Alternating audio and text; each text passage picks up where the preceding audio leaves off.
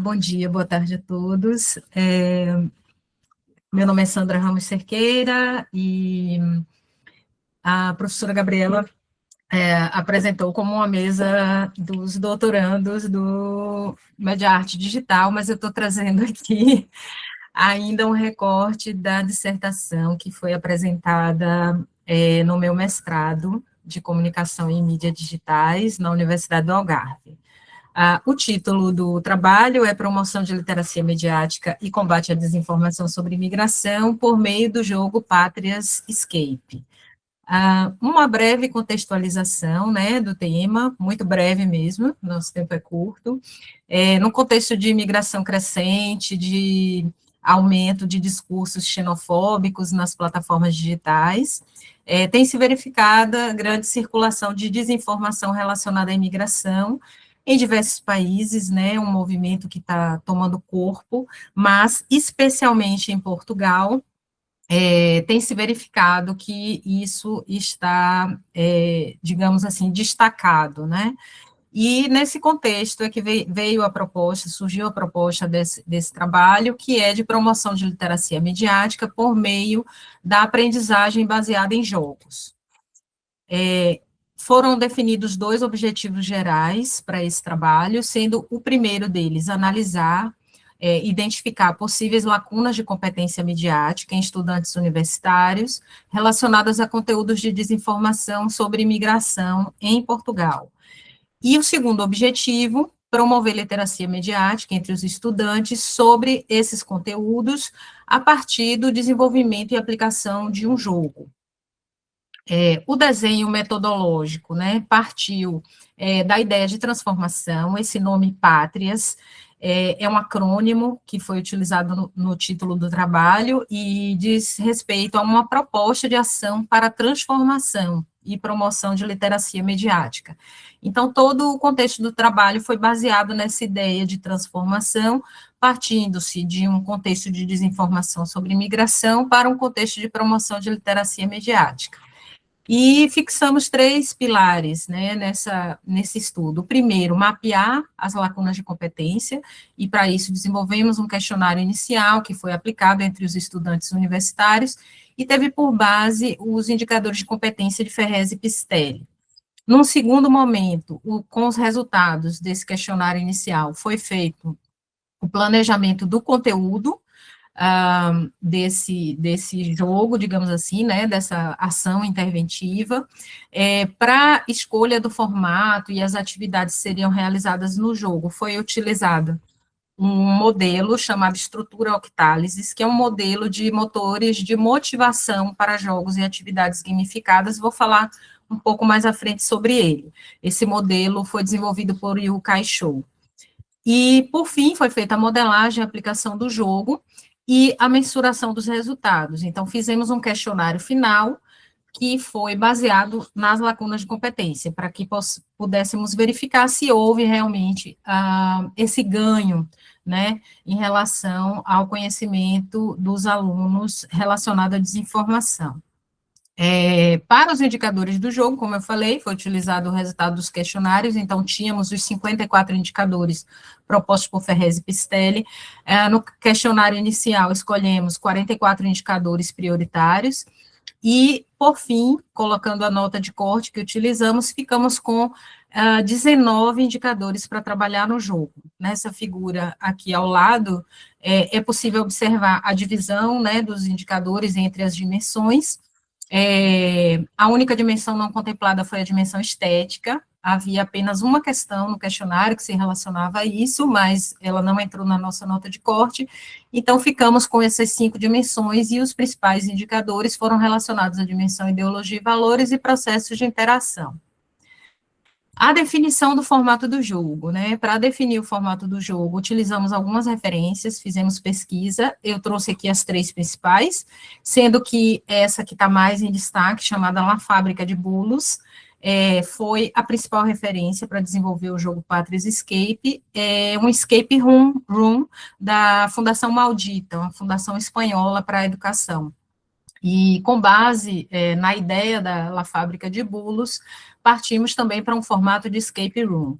E para o desenvolvimento do jogo, tendo em vista que eu não tenho conhecimentos de programação, né, para desenvolvimento de games, eu utilizei uma plataforma chamada Genially, que tem templates, alguns gratuitos, outros pagos, onde é possível desenvolver, a partir dos templates, né, os jogos ou atividades gamificadas. Ele é muito voltado para a questão educacional, e eu utilizei verifiquei vários escape rooms, né, e utilizei esse que está mais em destaque, chamado Crime in the Building, que é um escape room sobre a investigação de um assassinato. Então, a partir desse template, é que eu desenvolvi o jogo Patria's Escape, que é uma investigação sobre um suposto jornal, que, na verdade, não é um veículo de comunicação, é um veículo de produção e distribuição de desinformação.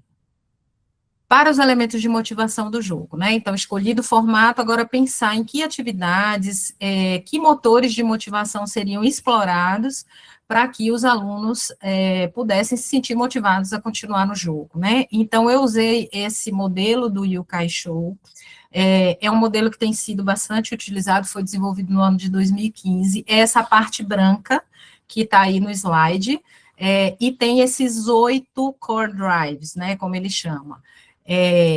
O autor divide esses core drives entre os core drives de topo, que ele chama de white hat, são os motivadores positivos, então são motivadores que levam as pessoas a jogar por questões, digamos assim, de empoderamento, de significado épico, porque o jogo ali vai trazer algum conhecimento, vai trazer algum desenvolvimento, alguma habilidade, alguma realização, então é chamado de white hat, e em contraposição ele põe os motivadores de base, que são os motivadores chamados black hat, ou motivadores negativos.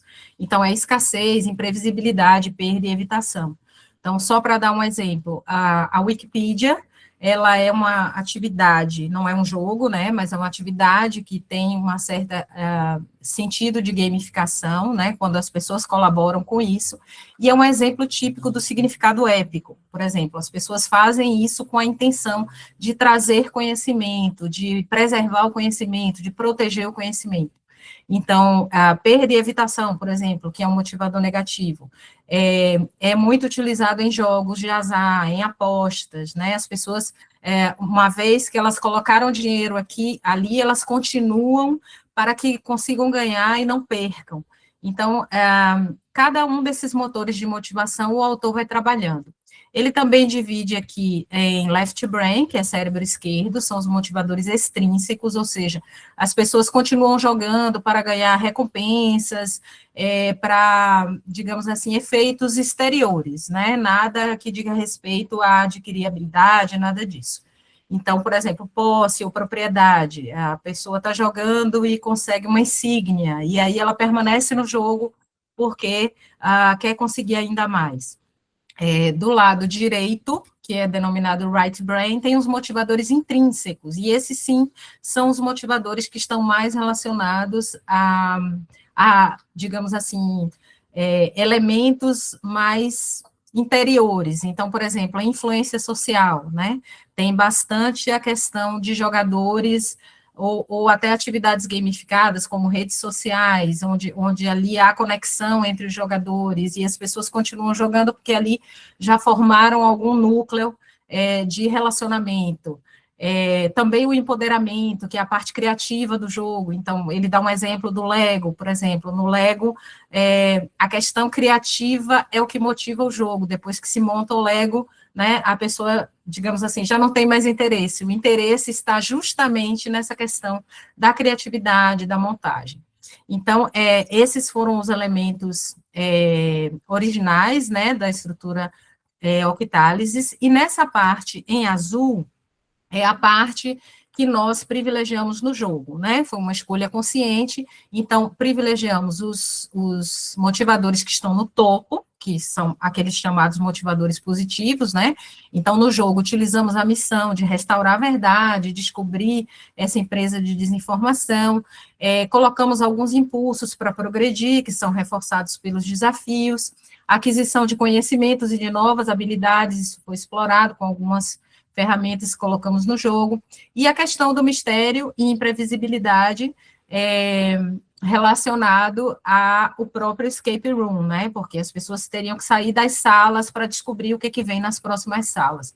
Também utilizamos um pouco de sinalização de erros, quando o estudante errava, ele teria que voltar para refazer a atividade, e isso, a nossa intenção não era explorar muito, então isso foi colocado como um motivador para que os alunos prestassem mais atenção e evitassem os erros, mas não era o nosso foco realmente era o White Hat, que é o motivador de topo, e o Left Brain, que é a motivação intrínseca, que ela tende a ser mais duradoura, então nesse tipo de atividade ela é mais recomendada. Perdão. Sobre os conteúdos e atividades do jogo, nós escolhemos publicações reais que circularam nas redes sociais em Portugal. Essas publicações foram escolhidas de acordo com as lacunas de competência que observamos lá no questionário inicial. Então, havia muitas lacunas de competência relacionadas ao conhecimento sobre agências de informação, a identificação de conteúdo falso, digamos assim, que utilizou imagens de jornais, nome de jornalistas, então escolhemos com base nessas próprias lacunas. E também aproveitamos que eram duas turmas de estudantes de comunicação social e colocamos também conteúdo teórico, de modo a trazer para os alunos um pouco mais de conhecimento sobre desinformação, sistemas, a teoria dos sistemas de desordem informacional. A modelagem do jogo, eu vou trazer aqui para vocês um videozinho com um pouco do que foi o jogo, né, ele vai passar muito rapidamente por cada sala, em razão do nosso tempo, mas aqui é possível ver a passagem por cada sala, né, os conteúdos que os alunos tinham acessos. Então, em cada uma dessas salas havia os itens que eles tinham que localizar para clicar e continuar o andamento do jogo. Então, aqui são alguns desafios com as publicações, que nós falamos mais à frente, né? Então, eles tinham que resolver ali os desafios. A investigação se baseava em descobrir o que está sendo feito, como está sendo feito e quem está fazendo essa distribuição, produção e distribuição de conteúdo com desinformação. Então, à medida que eles iam passando por essas salas, eles iam tendo acesso a essas informações. E até chegar ao final, né, onde é descoberto digamos assim, a dupla, né, que estava por trás de tudo isso.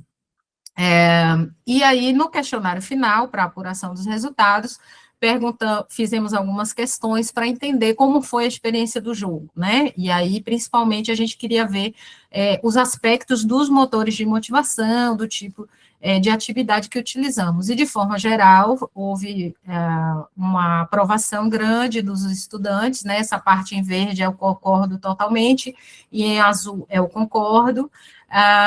E não vou ler aqui, né, para vocês tudo isso, mas, assim, no final das contas, os alunos todos, né, na questão referente a se foi mais fácil compreender o assunto, se foi mais eficaz com o uso do jogo, ou numa aula normal, 100% dos alunos consideraram que foi mais eficaz aprender esse conteúdo por meio da atividade do jogo.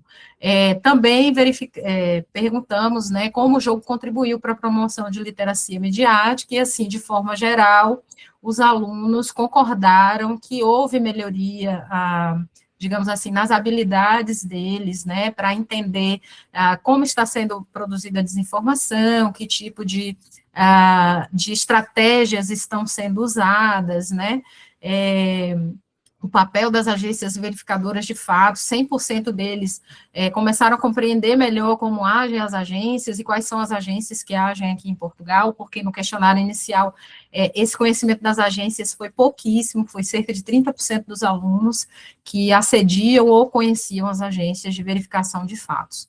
Então, em conclusão, verificamos, né, que foi uma investigação que estava alinhada à literatura científica, o nosso questionário inicial constatou que o que vem sendo divulgado em termos de pesquisas com esse público jovem foi o que a gente verificou com o nosso público do estudo, né, realmente muito centrados em redes sociais, acessam um pouco organismos oficiais, acessam um pouco os mídias tradicionais. É um trabalho que é um contributo, né, para estudos que envolvem a mensuração de lacunas de competência midiática, a replicabilidade, né, da proposta e a escalabilidade do jogo, tendo em vista que é feito com base num template. Eu já realizei a publicação do jogo, o jogo já está disponível na plataforma, para pessoas que entrem na plataforma conseguirem personalizar esse mesmo jogo, essa mesma estrutura que eu fiz, por exemplo, essa mesma estrutura eu acabei de fazer para colocar conteúdo sobre a urna eletrônica no Brasil, né? Então, desinformação sobre a urna eletrônica. E, da mesma forma, outros conteúdos de desinformação podem ser colocados nesse mesmo template. Verificamos a eficácia da ação, né, de intervenção educativa para o aprimoramento da literacia midiática e ressaltamos aí a relevância do tema, né, diante do cenário que nós temos de que os imigrantes estão sendo, digamos assim, o alvo da vez, né, principalmente nos discursos políticos, como a gente tem visto por todo o planeta. E, por fim, eu coloco aqui os desafios futuros, né, porque o trabalho, inclusive, já foi apresentado, mas algumas coisas eu não consegui explorar, como, por exemplo, a limitação da amostra, ampliar o estudo, de repente ter grupos focais, trabalhar mais com alguns indicadores relacionados ao âmbito da expressão. Eu trabalhei muito com os indicadores no âmbito da análise, o uso de tecnologia, né, inteligência artificial e outras tecnologias emergentes. Hoje em dia não dá para falar sobre desinformação sem tocar nesse aspecto da inteligência artificial, e também trabalhar um pouco mais com alguns elementos de motivação do jogo que estão relacionados à criatividade. Essa parte eu não consegui explorar muito. Então, fica aí como um desafio futuro. É isso, obrigada.